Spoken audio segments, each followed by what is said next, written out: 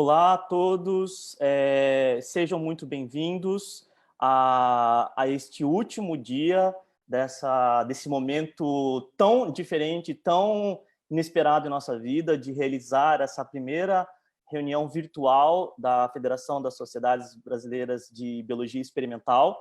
E é com muito prazer, em nome da Comissão de Ensino da FESB, que a gente vai iniciar agora uma discussão sobre como a educação científica ela é importante para todo e qualquer tipo de desenvolvimento de ciências do nosso país. E a nossa ciência realizada nos laboratórios, tal como vocês observaram ao longo dessa semana, com as diversas palestras e com os resultados tão impactantes que a ciência brasileira pode produzir, a gente hoje dedica este último momento para falar sobre aqueles que fazem com que os novos cientistas possam surgir, ou seja, o ensino de ciências ele é essa ogiva de produção de novos cientistas. Então, hoje a gente vai trabalhar e a gente vai discutir aqui os desafios de ensinar ciências na era midiática. E hoje a gente vai conversar com o professor Pedro Magalhães, que é da Universidade Federal do Ceará, e ele vai falar para nós sobre educação inclusiva. Nós temos uma super convidada, que é a professora, que é a Natália Pasternak, do Instituto Questão de Ciência, que vai contar para a gente a importância do letramento científico neste momento, principalmente atual, que a gente está vivendo num contexto pandêmico. E, por final, eu tenho o prazer de apresentar a professora Cláudia Krebs, da Universidade da Colômbia Britânica, lá do Canadá, e ela vai para nós apresentar os dados de como as tecnologias elas estão para nos salvar nesta condição de um futuro tão incerto e tão diferente. Agora eu chamo e convido o professor Pedro Magalhães para que venha contar para a gente um pouco sobre a sua experiência com o ensino inclusivo, educação inclusiva. O professor Pedro Magalhães, ele tem graduação no curso de farmácia da Universidade Federal do Ceará, e ele tem mestrado e doutorado em farmacologia pela UFC. Atualmente é professor associado do Departamento de Fisiologia e Farmacologia da Faculdade de Medicina da Universidade Federal do Ceará. Na pesquisa, o professor Pedro ele estuda a farmacologia de produtos naturais sobre o comportamento contrátil dos tecidos musculares lisos. E na extensão, ele tem uma ampla atuação, onde ele realiza atividades de divulgação científica e popularização de ciências na seara da ciência, Museu de Ciências da Universidade Federal do Ceará. Muito obrigado, professor Pedro Magalhães, e é contigo. Obrigado aí pelas palavras do Camilo e pelo convite, retornando aí à FESB, e vamos experimentar um pouco esse tipo de atividade via remota, via internet. Eu espero que todos estejam vendo aí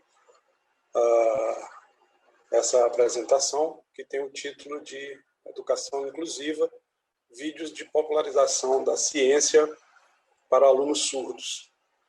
Na verdade, eu vou falar aqui, Camilo, um pouco a nossa experiência, que é relativamente pequena em relação a outros centros, outros grupos que trabalham com esse tema.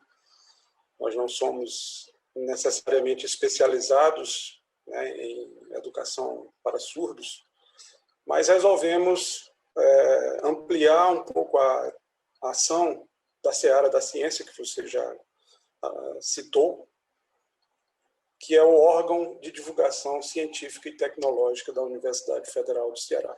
E para a gente chegar nos vídeos, eu preciso contar um pouco essa história da seara da ciência, que é o que, de certa forma, justifica o fato da gente ter se envolvido com esse tipo de atividade.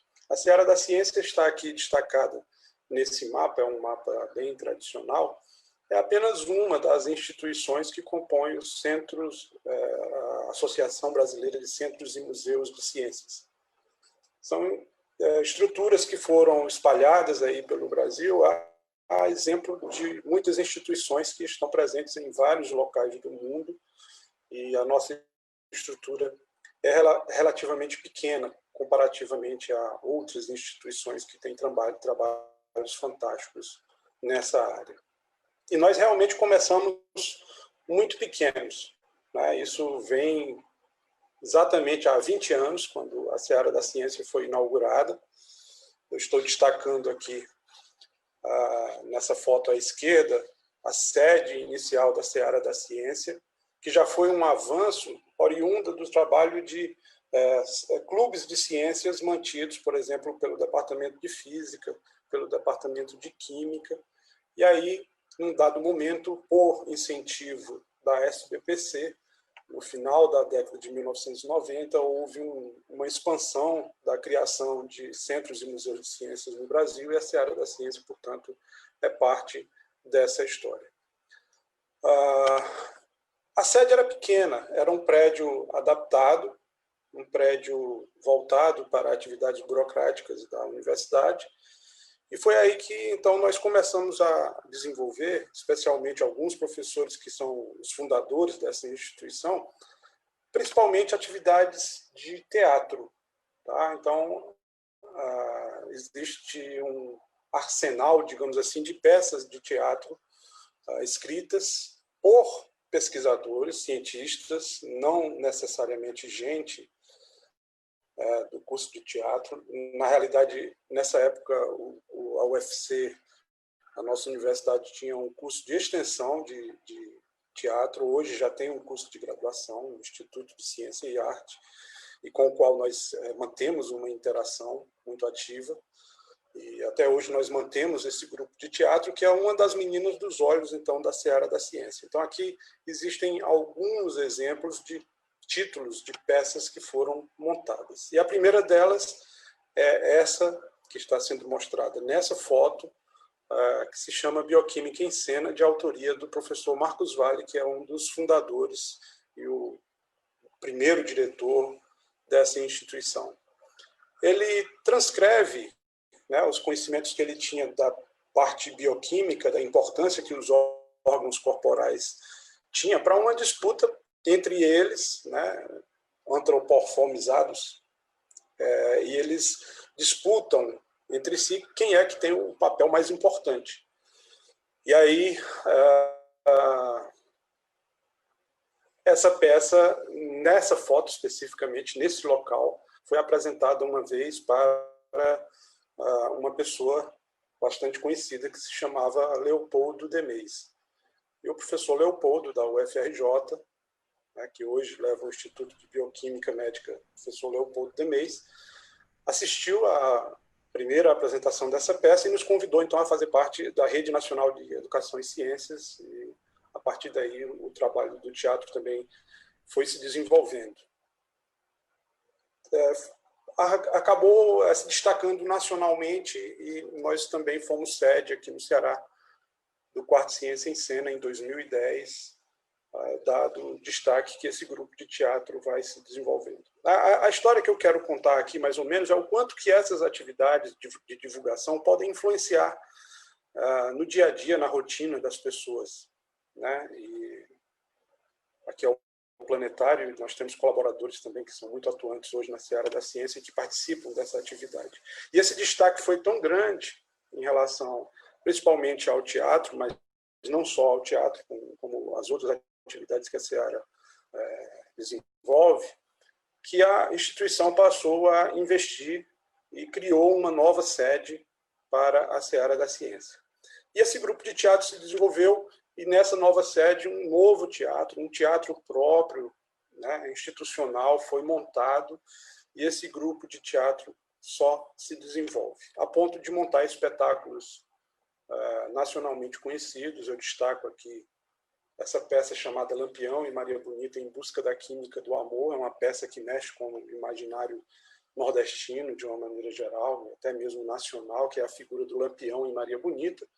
Mas a peça discute elementos de química de uma maneira bem divertida, e essa peça acabou ganhando o espetáculo, o prêmio de melhor espetáculo no Ciência em Cena, que houve em 2014 na Federal de São Carlos. Tá? Bom, a influência ocorre também perante os estudantes que compõem. Esse grupo é composto apenas por estudantes, a maior parte de graduação, muitas vezes estudantes de ciências, biologia, química e assim por diante, mas também estudantes de teatro. E eles acabam assumindo um pouco essa tarefa e acabam montando um espetáculo também que foi intitulado Poeira Estelar. Isso é de uma autoria coletiva, os próprios estudantes, não houve, digamos assim, a autoria de professores da instituição que compõem a Seara. E esses estudantes, então, montaram essa peça e aqui a gente cruza os caminhos entre esse tipo de trabalho e a experiência com os surdos.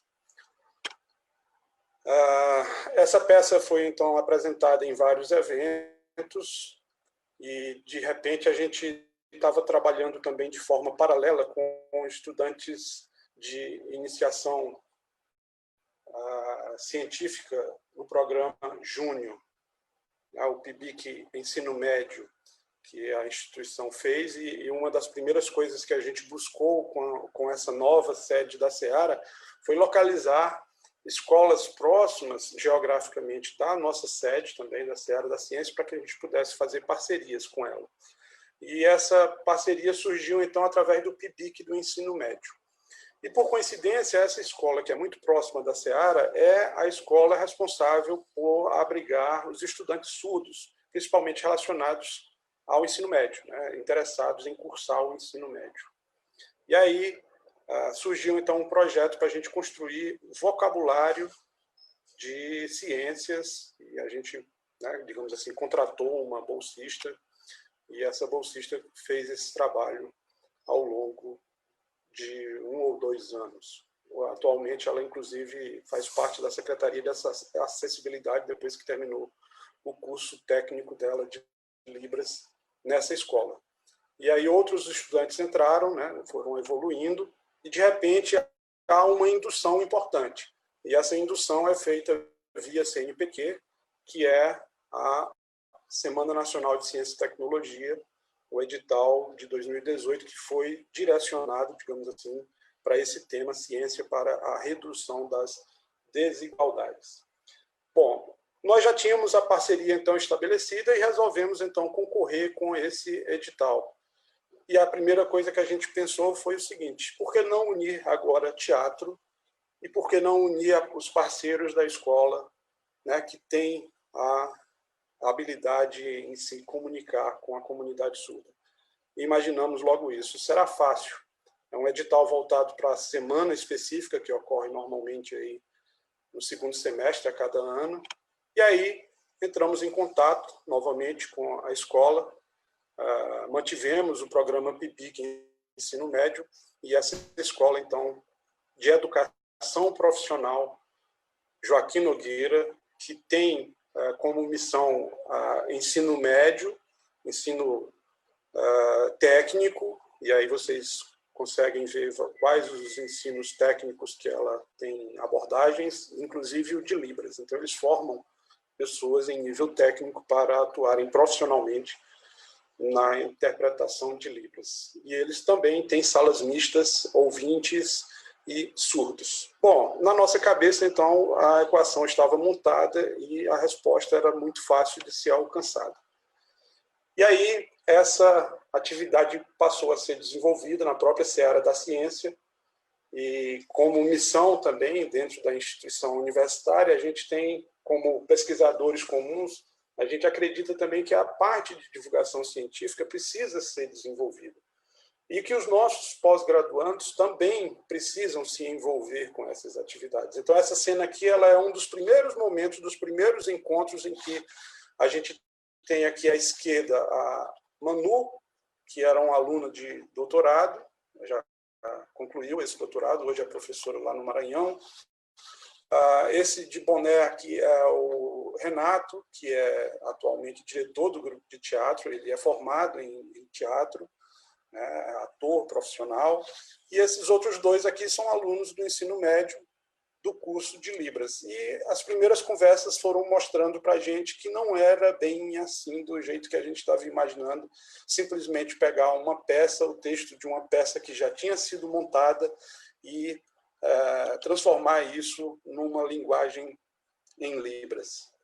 E o diferencial que a gente queria fazer nesse vídeo é que o vídeo deveria ser expresso em Libras e não simplesmente traduzido. Bom, tem toda a parte de indumentária, né? Figurino, estúdio. Nós tentamos simplificar ao máximo, dá para ver aqui que muita coisa é feita com materiais plásticos relativamente comuns, né? Porta-utensílios, ferro velho, mas nós, digamos que temos algum tipo de equipamento que nos permite fazer esse tipo de coisa. Mas é possível fazer também sem grandes exigências tecnológicas. E uma das grandes dificuldades que a gente teve foi o fato de essa escola especificamente ser de educação profissional. E o que significa isso? Ela é tempo integral. Então, o tempo que a gente dispunha para executar essas atividades era a partir de 17 horas. E aí a coisa começava a complicar, porque, em geral, são alunos do ensino médio, são adolescentes, e era complicado a gente convencer as famílias para que elas pudessem estar até mais tarde. Muitas vezes a gente estendia esses trabalhos até depois de 8 da noite, mas a janela temporal era muito pequena. E esse trabalho acabou se estendendo durante vários encontros, e acabou saindo essa peça que foi A Poeira Estelar, que é de autoria do grupo de teatro da Seara, e que acabou se transformando num vídeo de 38 minutos. Tá? Então, o roteiro acabou sendo totalmente adaptado, porque foi que a gente percebeu que você tratar com os surdos não é, a linguagem dos surdos não é necessariamente uma tradução do português. Eles não entendem, né, ou não lidam dessa forma com a linguagem. E a linguagem é viva, a linguagem é própria deles. E a primeira grande mudança que houve no vídeo é a necessidade de, por exemplo, apresentar os personagens. Né? Então, quando se prepara um vídeo dessa natureza, a gente foi orientado por eles, inclusive, né, de que é necessário você, primeiro, definir quem são as pessoas, quem são os nomes, quais são as características desses personagens ou dessas personagens. Né? Não dá para se contar piada, por exemplo, sem que o surdo, por exemplo, tenha o contexto da piada. Estou dando um exemplo de uma piada, mas simplesmente tentando transpor uma coisa do português para a linguagem em Libras. E a gente precisa considerar, muitas vezes, que muitos surdos sequer sabem português. Né? Eles já enfrentam esses problemas desde cedo e não são letrados, digamos assim, em português. Então, o vídeo é longo, obviamente a gente não vai mostrar tudo aqui, isso aqui já é uma parte realmente do enredo do filme. É a história de uma menina, uma criança que tem a vontade de fazer uma viagem interplanetária, e ela fica conversando com a irmã e, de repente, ela se depara numa situação em que ela consegue... Bom, eu não vou contar a história, mas a gente teve que contar aqui com as habilidades, né, da equipe de vídeo, o professor Marcos Vale, que é o nosso cinegrafista e diretor de cinema, para fazer as estripulias que ele fez aí nesse vídeo. E essa garota, então, ela acaba viajando por vários planetas, né? E a experiência foi muito válida, porque, por exemplo, essa personagem que representa Mercúrio, aí, de vermelho, é uma outra aluna de pós-graduação, ela não é surda, ela não tem influência em Libras, mas acabou a interação acontecendo e em várias passagens é possível você construir esse tipo de material. Temos mais, além desse vídeo Poeira Estelar, mais 2 outros vídeos que foram feitos. Um deles é a invenção dos números. Esse vídeo também nos permitiu conhecer um outro tipo de técnica, que é a técnica de animação. Então, nós estamos atualmente trabalhando um pouco também com animação. E o bate-papo sobre energia, que é uma outra peça também.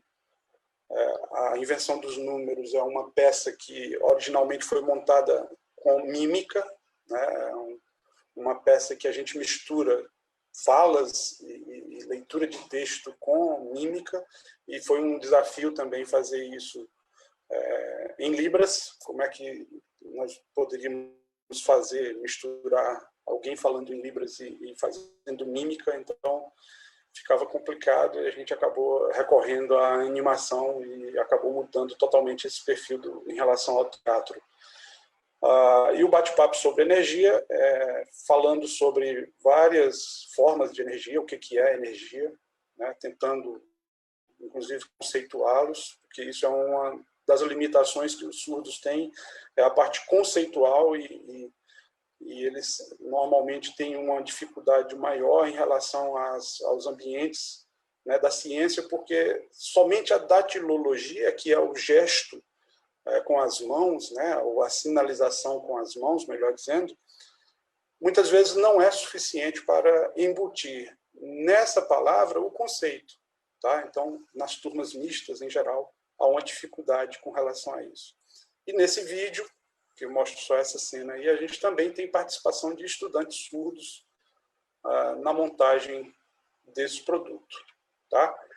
Essas atividades foram feitas em parceria realmente com a escola. Então, nós tivemos momentos em que a nossa equipe de ouvintes e de não especialistas e de não entender realmente, né, ou até então não entender, compreender bem esse contexto do universo da comunidade surda, em parceria com os professores da escola, que muitas vezes são surdos também, e com a própria turma, a gente passou a entender que é preciso você ser aceito dentro da comunidade para que a própria linguagem seja incorporada pela comunidade. Não adianta só você produzir o material sem que a comunidade surda perceba e aceite aquela linguagem como sendo deles também. Então, a gente contou, sim, com essa escola. Essa aqui, à direita, é a diretora da escola e a coordenadora pedagógica, né, que nos ajudaram a compor essa equipe.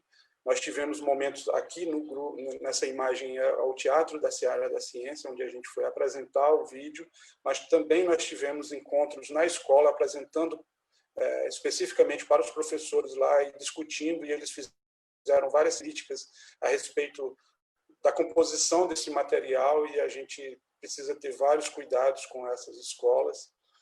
A equipe da universidade também foi relativamente numerosa, principalmente formada por estudantes de pós-graduação, que eu acho que nunca se imaginaram fazendo esse tipo de trabalho, né? E, de repente, somente um local como um centro ou um museu de ciências, ou um local onde se proponha a fazer divulgação científica, é possível você misturar, sair um pouco da bancada, sair um pouco da caixinha de discussões técnicas e ir para a realização de atividades que antes você talvez não estivesse no seu roteiro, né? E só para lembrar que, assim, por que a gente precisa fazer isso, é legal fazer isso, aí é interessante a gente, assim, encontrar certos relatos, né? Então, essa frase aí: nasci em 1977, como muitos cresci com a companhia dos programas da Xuxa na TV. Havia, na época, uma música de muito sucesso, o Abecedário da Xuxa, na qual ela cantava e fazia o alfabeto manual em Libras. E eu comecei a me interessar por essa língua, que mais me parecia um código secreto das brincadeiras de infância. Isso é um relato. Na realidade, a Xuxa, né, não tem esse papel de divulgadora científica, nem de educadora acadêmica, digamos assim, mas eu achei importante esse relato, muito singular, porque ele faz parte das primeiras palavras de uma tese de doutorado defendida na Fiocruz por essa professora aí, Érica Vinagraski, que é atualmente professora do Instituto Nacional de Educação de Surdos, a instituição mais antiga do Brasil, já que a educação de surdos no Brasil começa ainda no século XIX, mais ou menos 1857, quando esse instituto é inaugurado.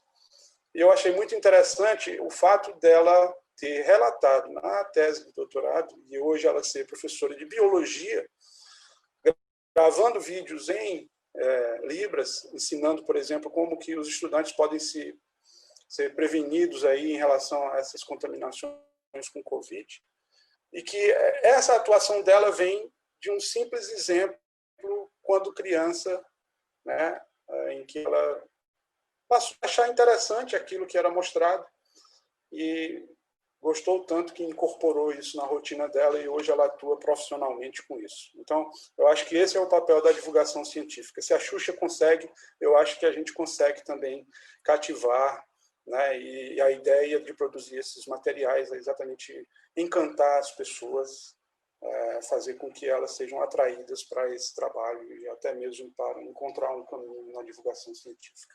Quem não é que não vai lembrar, apesar de ser Xuxa, né? A gente tem o A de amor, o B de baixinho, o C de coração. Eu também sou dessa geração e eu lembro, sim, muito bem. E isso é para a gente entender quão é importante as pessoas que têm notoriedade midiática abordarem as questões científicas. Então, se a Xuxa conseguiu tocar alguém por conta de um abecedário de uma música, é porque ela tinha uma visibilidade. A gente precisa hoje de pessoas que tenham visibilidades e que possam divulgar essa ciência, porque só dessa forma a gente vai conseguir aproximar o laboratório e a pesquisa que é feita de uma maneira tradicional das pessoas. E o trabalho do professor Pedro, assim, foi demonstrado excelente, de como a gente tem que não só pensar em chegar à ciência a todos, mas principalmente em chegar a ciências que, para aqueles que já no dia a dia já têm uma certa dificuldade uma limitação, eu diria, de comunicação, porque o mundo não foi preparado para eles, a gente tem que incluí-los de alguma forma dentro desse contexto. E a nossa próxima convidada é uma pessoa muito querida, uma parceira super fiel da FESB e alguém que está ajudando demais o país neste momento da pandemia para compreender, para fazer com que a população compreenda a importância de se conhecer ciência de uma forma correta para a gente possa tomar a decisão. Além disso, ela é com certeza uma referência nacional de divulgação científica, de alguém que descobriu que a gente só consegue chegar à população se houver divulgação científica. Então, nós estamos falando da nossa convidada, Natália Pasternak. Muito obrigado, Natália. A Natália, ela é doutora em microbiologia pela USP, ela é colunista do jornal o Globo, da revista Saúde, da revista The Skeptic do Reino Unido e autora do livro Ciência no Cotidiano. Ela foi diretora do Festival Internacional de Divulgação Científica Pint of Science no Brasil e atuou como pesquisadora colaboradora do Instituto de Ciências Biomédicas da USP, no Laboratório de Desenvolvimento de Vacinas. Atualmente, a Natália ela criou e é a presidente do Instituto Questão de Ciência. Ele é o primeiro instituto brasileiro para a promoção de pensamento crítico e racional e políticas públicas baseadas em evidências científicas. Muito obrigado, Natália, e o momento é todo teu. Obrigada, Camilo, pela apresentação e pelas palavras carinhosas. O Camilo realmente é um parceiro aí de muito tempo e espero que por muito tempo também. E obrigada, FESB, por mais uma vez me acolher aqui na sua casa, agora virtual. Eu preferi a versão do ano passado presencial e espero que no ano que vem a gente também possa se ver pessoalmente, mas vamos encarando aqui o que é possível dentro da pandemia. Quando a gente fala de letramento científico, é uma palavra meio estranha, né? O pessoal usa também alfabetismo científico, parece que ninguém sabe ler, é todo mundo analfabeto, né? E o que, afinal, isso tem a ver com divulgação científica e com educação científica? Então, para a gente desenrolar um pouco esses conceitos, que não são muito conhecidos, nem nossos da academia e muito menos do grande público, vamos tentar esclarecer alguns deles. Divulgação científica não é a mesma coisa que educação científica, que por sua vez não é a mesma coisa que divulgação institucional e que também não tem nada a ver com jornalismo científico. Não era tudo a mesma coisa, gente? Não. Então vamos por partes. Né? Divulgação científica é trazer a ciência para perto da população. Isso pode ser feito de diversas maneiras. Então, a gente pode divulgar a beleza da ciência, buscando, assim, atrair os nossos jovens, as nossas crianças, para que eles se interessem por ciência. Então, a gente vai divulgar tudo que a ciência mostra sobre as belezas da natureza, do planeta, dos astros. Olha que lindo aqui essa foto do buraco negro, gente. Olha o que a ciência conseguiu fazer. Olha que legal essas borboletas polinizadoras, olha por que elas são importantes. Isso tudo são iniciativas belíssimas de divulgação científica que vão buscar encantar. Então, a divulgação científica, per se, essa divulgação científica de raiz, assim como a gente fala, ela vai buscar o encantamento. E daí a gente tem outras formas. A gente tem uma divulgação institucional também, que é o marketing da instituição mesmo. E não tem nada de errado com isso, tá? Às vezes a gente fala marketing, o pessoal associa uma coisa pejorativa. Não, a instituição tem que fazer marketing. Uma instituição como as universidades, como os institutos de pesquisa, eles precisam mostrar o que eles fazem e como que aquilo retorna para a sociedade, porque se eles não mostrarem, e não mostrarem de uma maneira eficiente, pode acontecer, principalmente em alguns países, das pessoas acharem que só se faz balbúrdia e que é um lugar onde só tem gente pelada fumando maconha. Então, para a gente mostrar que isso não é verdade e que se faz pesquisa de qualidade dentro das nossas universidades e institutos de pesquisa, a gente precisa fazer esse marketing. Então, isso é uma comunicação institucional, mas ela é diferente daquela divulgação que busca encantar. Essa busca realmente mostrar serviço. Olha o que a gente desenvolveu aqui dentro da Universidade de São Paulo, dentro das federais, dentro da Unicamp, dentro do Instituto Butantan. Olha tudo que a gente faz que está retornando para a sociedade.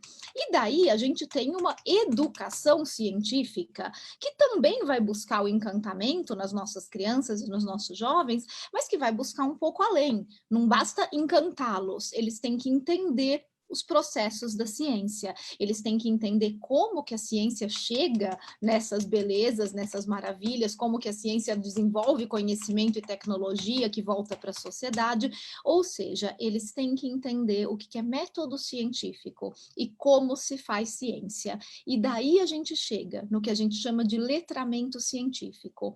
A educação científica, ela não é voltada somente para as nossas crianças e jovens que querem seguir uma carreira científica. O letramento científico é um exercício de cidadania, porque ele permite que você entenda como funcionam os processos da ciência para embasar decisões. Decisões que vão desde o dia a dia do cidadão comum até decisões de governo. Decisões que afetam o bolso e a saúde do cidadão e também afetam o bolso e a saúde de milhares de pessoas e de um país. Como que a gente decide se a gente vai ou não vacinar nossos filhos? Que produto que a gente compra no mercado? Tem lá transgênico, tem lá orgânico? Qual será que eu compro? Esse aqui é mais caro, mas falaram que é melhor, será que é isso mesmo?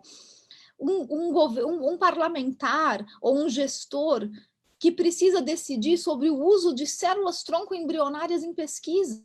Como é que a gente toma essas decisões? A verdade é que a gente toma essas decisões baseado no que a gente sabe ou no que a gente não sabe sobre ciência. E quando a gente toma decisões baseado no que a gente não sabe, coisas esdrúxulas acontecem na sociedade.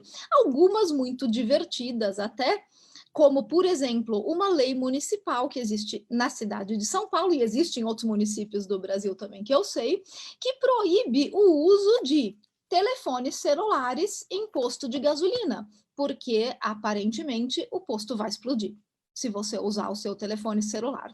Isso porque um vereador aqui de São Paulo assistiu um vídeo no YouTube onde falava que o celular, quando toca, emite faíscas. Então, se você usar no posto de gasolina, o posto pode explodir. É sério, foi um vídeo no YouTube um vereador, isso virou um projeto de lei, isso tramitou e isso foi aprovado. Então, hoje, aqui em São Paulo, se você for abastecer o seu carro, você vai dar de cara com um cartaz nos postos de gasolina, mostrando lá o número da lei municipal que proíbe o uso de celulares. Do lado desse cartaz, vai estar o QR Code, que você pode pegar o seu celular, escanear e pagar o combustível. É engraçado, a gente dá risada, mas pensa uma coisa comigo. Quanto foi gasto no processo de tramitação dessa lei? Quanto foi gasto dos cofres públicos para equipar todos os postos de gasolina da cidade de São Paulo com esse cartaz dizendo que é proibido usar o telefone celular? É uma lei que ninguém respeita, porque não tem mesmo que ser respeitada, todo mundo sabe que é bobagem, mas ela envolveu um gasto público de tempo, desperdício de dinheiro, dinheiro dos impostos. Isso tudo porque um vereador assistiu um vídeo no YouTube e provavelmente não assistiu o vídeo dos Mythbusters que testaram essa hipótese esdrúxula para vocês verem que não era só aqui no Brasil, né? Isso aí acabou rodando o mundo inteiro, como acontece muito com esses hypes. E o pessoal do Mythbusters fez um episódio onde eles grudaram trocentos aparelhos celulares com fita numa bomba de gasolina e ligaram para todos ao mesmo tempo para ver se aquilo ia explodir ou não, né? O que nem precisava fazer isso, porque se a gente pensar bem, tem uma outra coisa que costuma circular nos postos de gasolina e que sim emite faíscas, ela se chama carro. E o carro, quando você liga, realmente você, na ignição, você emite faíscas. Então, se você não quiser correr nenhum risco do posto de gasolina explodir por causa do seu carro, você deveria, por precaução, desligar o carro uns 400 metros do posto de gasolina, empurrar o carro, abastecer, depois empurrar mais 400 metros e aí ligar o carro. Como vocês sabem, todo mundo faz isso, né? Então, é uma lei esdrúxula. Mas, às vezes, as leis esdrúxulas não são assim tão inócuas como essa do posto de gasolina. Às vezes, a gente tem leis, por exemplo, que autorizam parto do tipo cesárea no SUS a pedido da mãe em qualquer momento da gestação. Tipo, pode ser na hora do parto, se ela decidir eu quero uma cesárea agora, porque eu tô com medo, sem indicação médica, ela pode. Né? Parece uma coisa muito boa, né? Você fala, mas você tá empoderando a mulher, ela tem o direito de decidir. Mas decisão sem informação não é uma boa decisão. O que a gente precisa é dar um bom pré-natal para gestantes, para que elas entendam a diferença entre os tipos de parto, quais são os riscos associados, por que uma cesárea deve ser feita só a pedido do médico, não deve ser feito à toa, porque envolve riscos para ela, para o bebê. Isso tudo precisa ser informado. E por quê? Porque decisões só podem ser tomadas com base em informação. E essa informação precisa ser oferecida para o público de uma forma acessível e de uma forma didática, de maneira que qualquer um possa entender. Você não precisa ter um background em ciência, você não precisa ser um especialista em ciência para compreender processos científicos que embasem, que capacitem você para tomar decisões do dia a dia. Isso é letramento científico. Qual é o melhor local para a gente fazer letramento científico? Eu não tenho dúvidas de que é na escola. Porque se a gente ensinar essa garotada desde cedo a pensar de forma crítica e racional, a gente não vai mais ter gerações tão vulneráveis quanto as que a gente tem agora, e que, como a gente viu aqui durante a pandemia, está vendo, acreditam em qualquer coisa que aparece na internet. E por isso nós temos cloroquina, ivermectina, pessoas com medo de se vacinar, porque a informação não está chegando para essas pessoas de uma forma acessível, de uma forma didática, de uma forma que elas entendam. Não está chegando em número, tá, gente? Isso não é uma questão de falar, poxa, ninguém está fazendo nada, porque eu já percebi que quando eu falo isso também o pessoal fica sensível. Ah, mas tem tanta gente boa, tem muita gente boa fazendo muita coisa legal, inclusive o meu instituto. Mas a gente tem um problema de base, um problema de educação, um problema de letramento científico. Então, muitas vezes, não basta a informação estar lá, estar acessível. As pessoas precisam ser capazes de compreender como a ciência funciona. O que a gente viu nessa pandemia é que grande parte da população adulta não está capacitada para compreender como a ciência funciona. Por isso que a gente tem tantos médicos que não conseguem entender como funciona um teste clínico de medicamento e acham que evidência anedótica, a impressão deles, vale mais do que uma evidência científica. Isso é algo que a gente só vai conseguir contornar quando a gente investir pesadamente em letramento científico. E dá para fazer isso desde muito cedo. Eu quero terminar aqui dando um exemplo de uma historinha contada pelo Neil deGrasse Tyson, que eu adoro, que é a história da filha dele, quando começaram a nascer, a cair os dentinhos. E ela pediu para ele, ela falou, papai, caiu meu dente, eu quero colocar debaixo do travesseiro para ver se a fada do dente me deixa uma moeda. Só que ela era filha do Neil deGrasse Tyson. E ele perguntou, ele falou, como é que você sabe que a fada do dente existe? E daí ela falou, eu vou pôr o dente debaixo do travesseiro, e se tiver uma moeda amanhã, então isso prova que a fada do dente existe. E ele concordou. Então ela pôs o dentinho e ele, como muitos de nós já fizemos na vida, do meio da noite foi lá, trocou o dente por uma moeda e deixou lá. No dia seguinte ela acordou e falou, papai, olha aqui a moeda, a fada do dente, ela veio, a fada do dente existe, papai. E ela era filha do Neil deGrasse Tyson. Então ele respondeu, ele falou, e como é que você sabe que foi a fada? E daí a menininha parou e pensou e falou assim, mas se não foi a fada, quem foi? E ele falou, não sei, mora tanta gente aqui. E como é que você vai fazer para descobrir se foi a fada ou se não foi? Ela se reuniu com os amiguinhos de escola, isso eles tinham 6 anos, tá, gente? Ela se reuniu com os amiguinhos e juntos eles decidiram que será que são os adultos que colocam a moeda lá? E eles decidiram testar essa hipótese. Então, eles combinaram entre eles, o próximo de nós que cair um dente não vai contar para os pais e vai colocar debaixo do travesseiro sem ninguém saber. E daí, eles descobriram que a fada do dente não existe, mas eles ficaram muito, muito felizes com o primeiro experimento investigativo que eles fizeram. É um belíssimo exemplo de como a gente desenvolve pensamento crítico e racional. E houve muita gente depois criticando o Neil deGrasse, falando, você está acabando com a fantasia das crianças. Ele disse, de jeito nenhum. Eles continuam tendo um mundo de fantasia muito rico. Eles só sabem separar o que é fantasia e o que não é. Eu acho que a gente chega num momento, principalmente hoje, que seria muito bom se os nossos adultos, se os cidadãos brasileiros também soubessem separar o que é fantasia e o que não é. Muito obrigada. Excelente, Natália. Muitíssimo obrigado, como sempre. Essas falas, porque a Natália ela traz para a gente aquilo que o cientista muitas vezes não consegue fazer, que é justamente ligar conceitos abstratos com uma conversa com quem precisa ouvir. Muitas vezes a gente dentro do laboratório, a gente está no nosso linguajar, a gente está na nossa forma de se comunicar através das revistas científicas, que a gente não consegue atingir. A Natália acabou de deixar claro para a gente a importância de que eu preciso mastigar as nossas falas e entregar para a sociedade, porque só assim que a sociedade vai poder abraçar a causa científica. Bom, agora, meus colegas, a gente tem uma convidada internacional.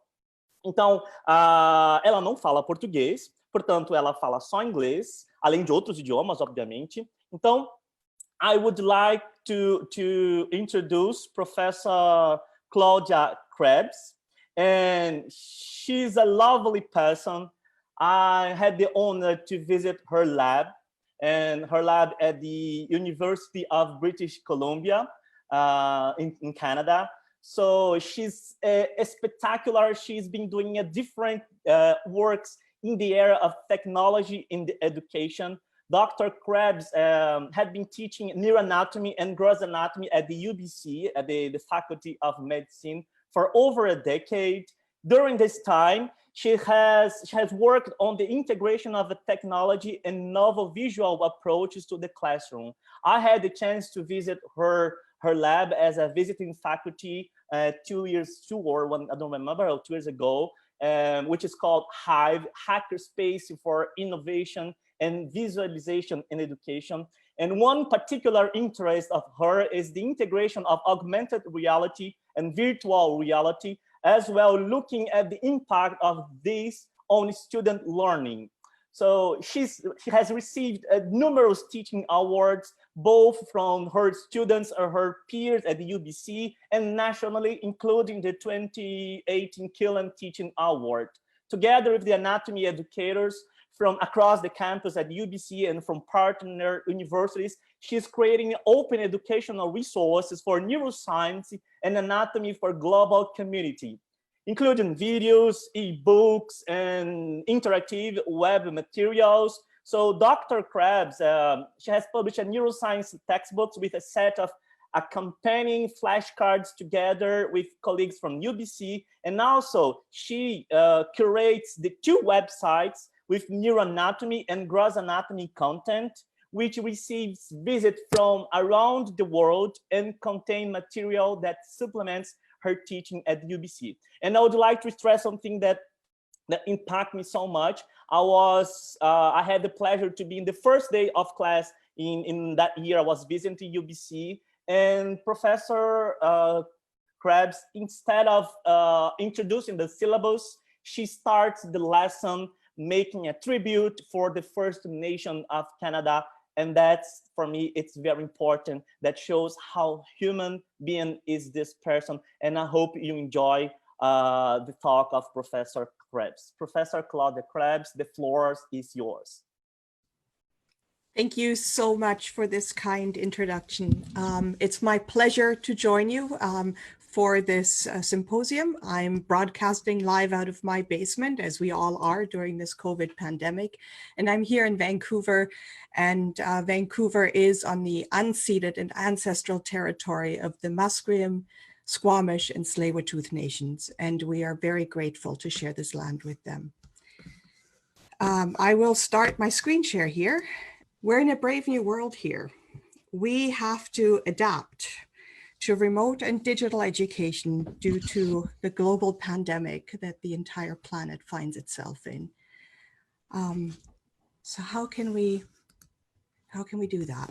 First of all, I really want to give a shout out to the huge team of faculty, collaborators, students, staff who are behind this work. And this is an incomplete list because it's always growing, and I haven't updated it yet for the summer students who were with us over the last summer.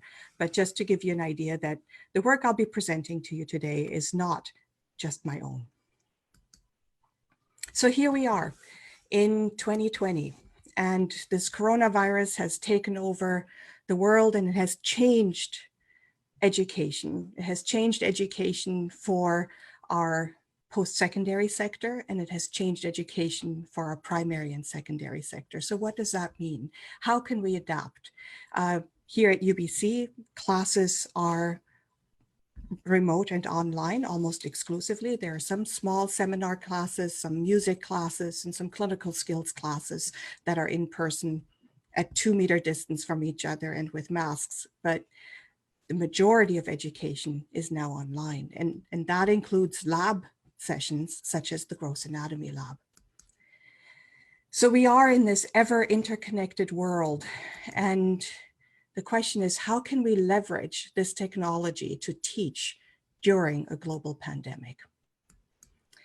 So when we look at the power of the internet, the power of technology, there are many things that we can leverage. We can leverage our increased connectedness. It is absolutely amazing that I can be connected with you right now without traveling. That's due to the power of the technology that is behind this live stream. The power of knowledge distribution, the power of visualizations. We can leverage artificial intelligence to personalize educational experiences. I'm not going to talk about all of that. I'm going to focus on 2 things, and that is the distribution of knowledge and the power of visualizations. I'm going to take you guys back in time a little bit. This is a picture of Thomas Edison, and he was an inventor. He had an invention lab, and Here's one of his quotes, and it's really interesting. Books will soon be obsolete in public schools. Scholars will be instructed through the eye. It is possible to teach every branch of human knowledge with the motion picture.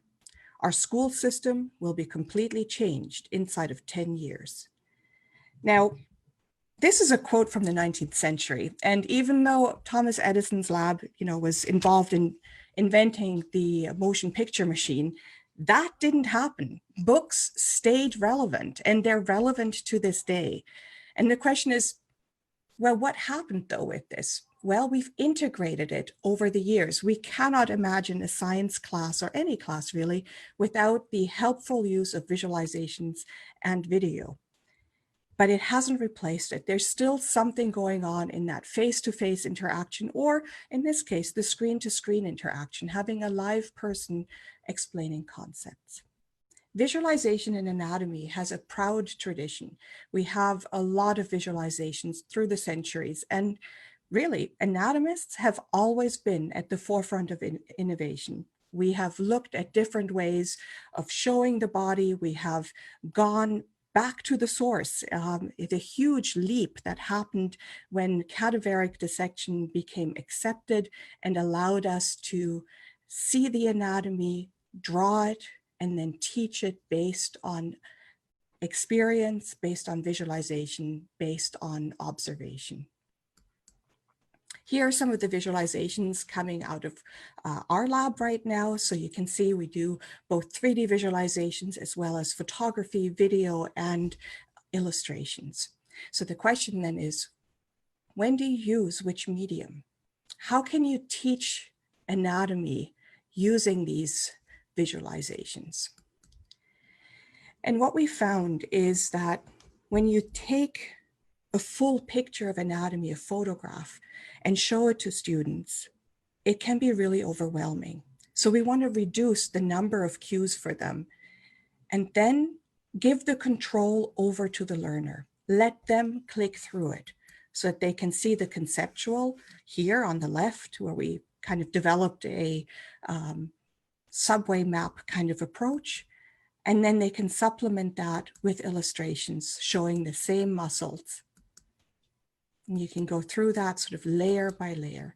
And then once you've gone through that, you can take the subway map and the illustration, and then you can look at it on an actual dissection, and it makes sense because you've built up your understanding and your knowledge in that way. So we're really using the power of visualization, which allows us to reduce it and then augment the information step by step. And we're using the power of interactivity. We asked our students really what works best in these e-tutorials that we've developed, and they love the interactivity. They do not want things to be shown to them without their control. They want to be able to click on things to make them appear step by step. They also don't want one e-tutorial to rule them all. They want to take these things step by step and have it focused on what their learning objectives are. The focus in these tutorials has to be on visualizations and pictures. Books work really well for text. This medium is predominantly a visual medium. We know that. We can see it through the popularity of sites like Instagram that really go for the visual impact. And students want to test their knowledge, so the integration of quizzes is really important. We asked the students what prepared them better for exams, lectures or e-tutorials. And as you can imagine, they strongly disagreed that lectures prepared them well for exams, and they strongly agreed that e-tutorials prepared them well for exams. And I think that really goes to to show that these e-tutorials are really good for didactic content acquisition. Lectures and in-person interactions are really good for the conceptual overview and the conceptual understanding of what we're trying to do. So when you're designing for education, you need to remember that the technology serves the pedagogy. It can never be the other way around. So you need to choose your technology based on your pedagogical goals. And you need to choose your media for those pedagogical goals. In order to do that, you first need to go and define your objectives and your milestones and the competencies you want your students to have. And then you map the technology to the pedagogy and the learning outcomes that you're looking for. And then, most importantly, you have to work together with your students. You have to ask them and engage them throughout the entire design process, because we're teaching for them. And if something is not clear to them, we haven't achieved our goal. So we need to collaborate with them the entire way. I found this number: 30 to 50% of our cerebral cortex is dedicated to vision. And I'm sure that those numbers will change as our understanding of the brain changes. But I think it's fair to say that we are very visual creatures. Our visual system has adapted to this world that we live in. It has adapted to daylight, and it has adapted to a world in 3D. We naturally perceive our world in 3D. And yet, increasingly, we experience the world in 2D. We experience the world through a screen, not just through our smartphones and our computers, but through cinema, television. And that leads to a reduction in visual cues. So when we're listening to a story, like in a TV show or in a movie, we're not as reliant on the visual cues. But when we're trying to explain complex relationships in anatomy or neuroanatomy, the visual cues are actually really important. And so when we are dealing with a reduction, and with that an increased ambiguity and higher mental effort, students can't focus on the content to the same degree. So we thought, well, a three-dimensional representation of complex anatomical structures can help students do that. And I'll give you an example here. So here is a beautiful Cajal drawing from the early 20th century showing the visual pathway. And here's what we can do now. We can actually do a 3D reconstruction looking at the tracts from actual brain scans, and we can augment that by adding in eyeballs and optic nerves, and then use it for pedagogical means by showing the visual fields, and then how those visual fields project onto the retina, and then how those fibers are divided into the right and left hemispheres. And this is a sort of video that I captured as a screen capture, but it's available for the students as a three-dimensional model that they can manipulate themselves. And so they can kind of twist and turn it to meet their learning needs. Here's another three-dimensional model of the brain that we developed for the HoloLens. It's the HoloBrain. And with the HoloLens, you can see this HoloBrain projected into a room here. We recorded just in front of our multipurpose lab at UBC. And just to give you an idea of what this would look like, so you can see the ventricles and then the structures of the limbic system.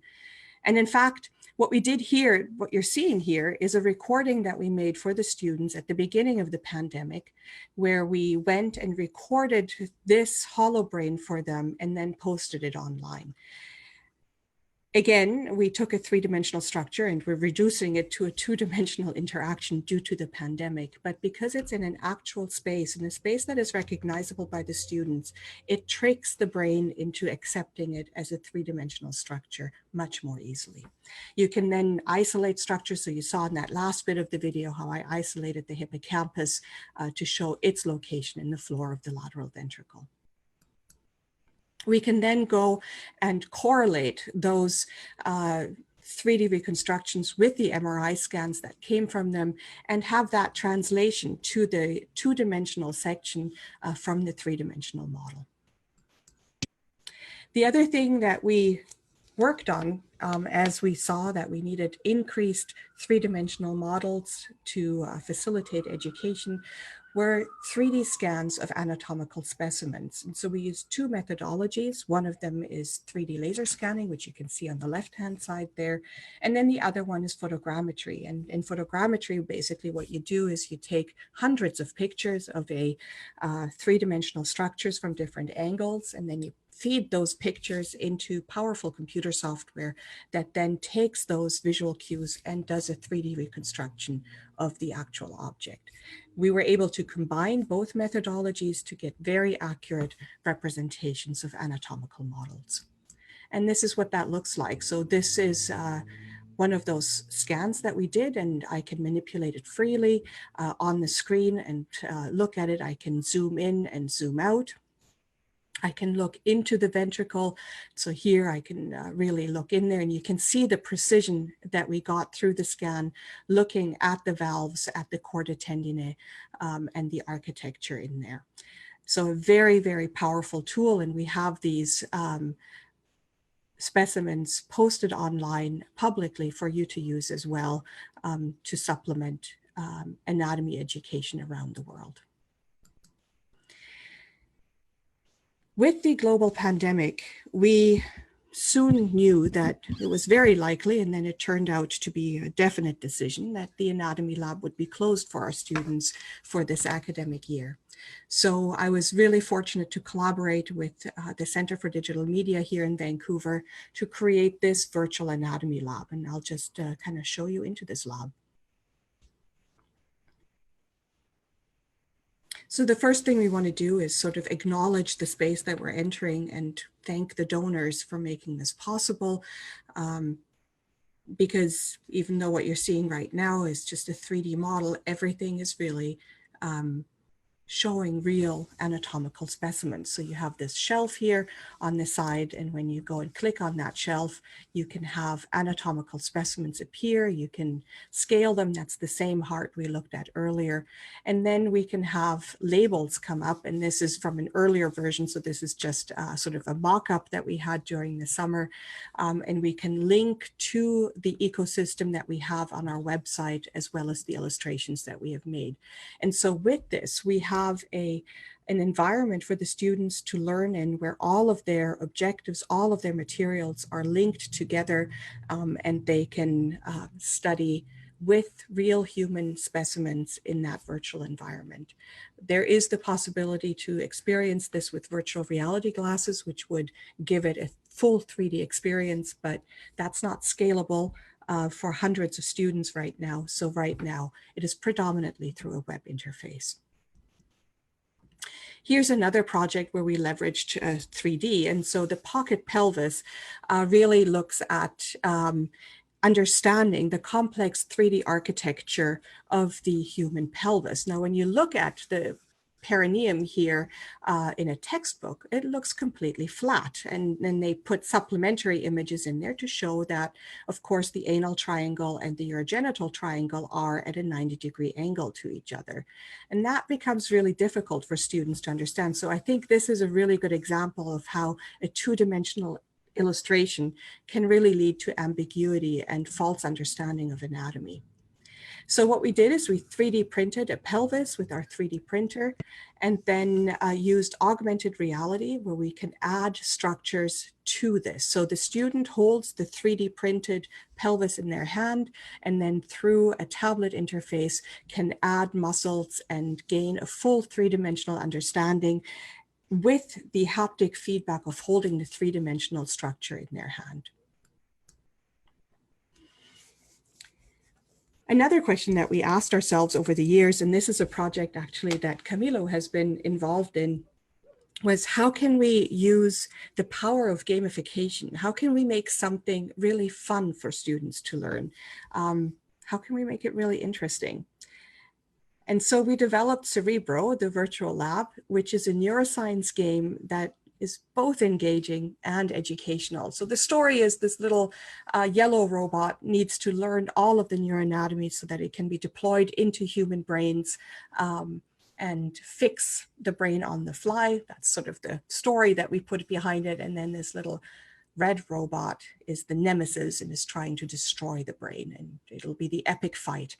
In the first couple of levels, it's really focused on the yellow robot learning the anatomy, so you can fly through slices and find structures, or through tracts in the brainstem. So you really have to know where your tracts are so that you hit them at the right time. And you can then, I'll just fast forward here, you can review how you did and see if you went to the right structures in your journey. And that, of course, enhances the learning. It's available on iOS and Android. Just Google or look up Cerebro, the virtual lab, and you can download it. It's free. Have fun with it. My 12-year-old daughter likes playing it, not because she wants to learn the structures of the brain. She just thinks it's really fun to play with. So welcome to the future. This was a quick ride through some of the things that we are creating in the Hive here at UBC. And it's been really interesting because we always thought we were creating for the future, maybe 2 to 5 years from now, the things that we were developing would be implemented. What we saw in the past 6 months is that applications, products that we thought would be ready in 2 years had to be ready within 3 months. A good example of that is the Virtual Anatomy Lab. It was meant to be a small pilot with 20 students. And what we did is we scaled it up to hundreds of students here at UBC. It's going to be used in 5 different courses with 75 different anatomy labs in the virtual lab. It was completely unexpected. And I have to say my team is absolutely fantastic and they pulled it off. Just want to give a quick plug here. If you like what we've seen and you're interested in creating biomedical visualizations and becoming better and at biomedical communications, we've just created a certificate program in biomedical visualization and communication. It's a 1-year program. It's 100% online, can be done remotely from anywhere in the world. If you're interested, here's our email address. Send us a quick email. It'd be lovely to have you there. Quick shout out to my collaborators, and so the Center for Digital Media here in Vancouver, the Emerging Media Lab at UBC. My group is the Hive. We're very grateful for the support from UBC and the Faculty of Medicine, and we're very grateful to have Mitacs granting support in collaboration with Microsoft. Thank you very, very much for this opportunity. Here's our website, hive.med.ubc.ca, and these are the 2 websites that we curate with content, neuroanatomy.ca and clinicalanatomy.ca. You can always reach me by email or on Twitter. Thank you so much. Thank you so much, Professor Claudia Krebs. Wow, it's astonishing. Like, it's marvelous everything you've been doing there. And I hope everyone there, a gente tenha observado quão complexo é a produção de um material didático que possa atingir, de fato, a sociedade, né? Isso que a gente está falando de um material que é feito para uma comunidade acadêmica, mas eu acho que a professora Cláudia conseguiu trazer para nós uma ilustração das possibilidades que a gente tem, né? Então, a gente está aqui no Brasil, mas ela está lá no Canadá, no primeiro mundo. Então, a gente conseguiu ver meio que qual é o nosso objetivo, o que a gente precisa atingir, quais são os níveis de excelência que existem no mundo para a gente garantir. Muito obrigado.